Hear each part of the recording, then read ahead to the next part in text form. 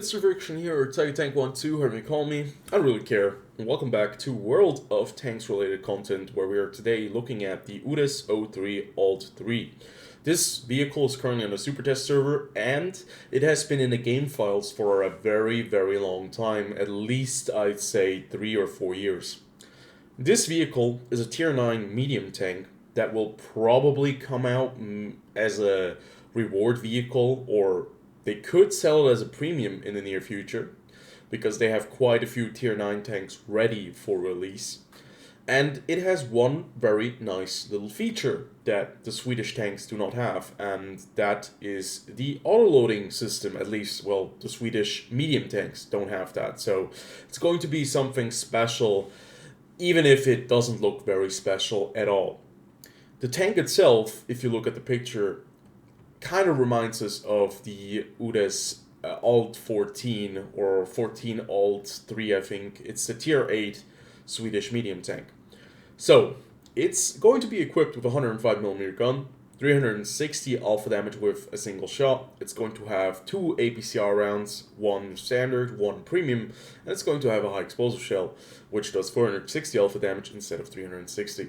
But you can see penetration on the high explosive shells, not very good, only 53mm, and the premium penetration of the premium APCR shells is only, now this is really important, it's only 32mm better than the 252mm you have on the standard APCR shell.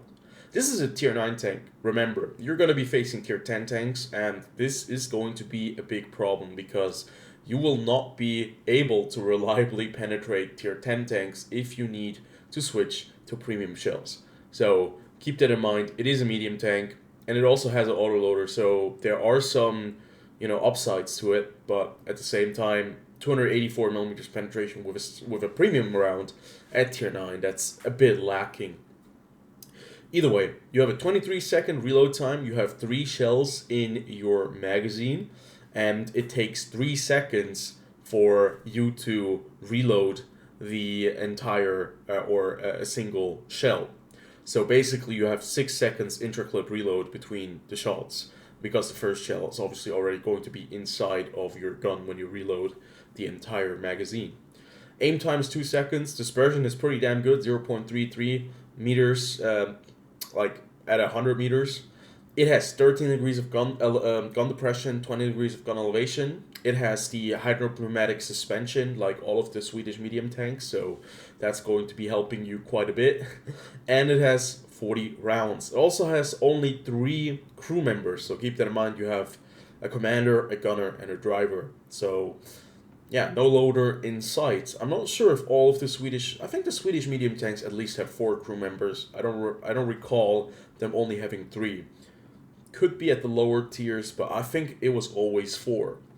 Mobility wise, this vehicle is rapid, 65 kph top speed, 20 in reverse. Horsepower is only 650 horsepower, but the vehicle probably doesn't weigh a lot, so the specific power to weight ratio is quite good, 21.7 horsepower per ton.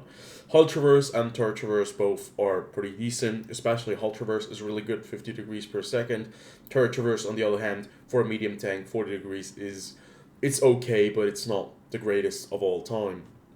Survivability wise, it is a Swedish medium tank, so you should not be expecting a lot of protection when you're driving this tank around.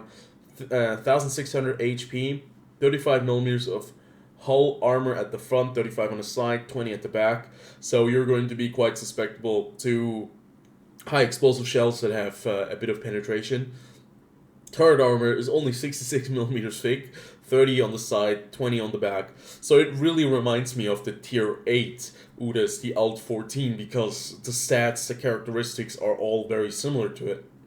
View range, 390 meters at tier 9, that's fine, I think you can live with that. And signal range is not that important. But considering all of the characteristics, this vehicle doesn't seem to be overpowered. It seems to have a really nice feature, which is the autoloading system that we have here. It's an autoloader.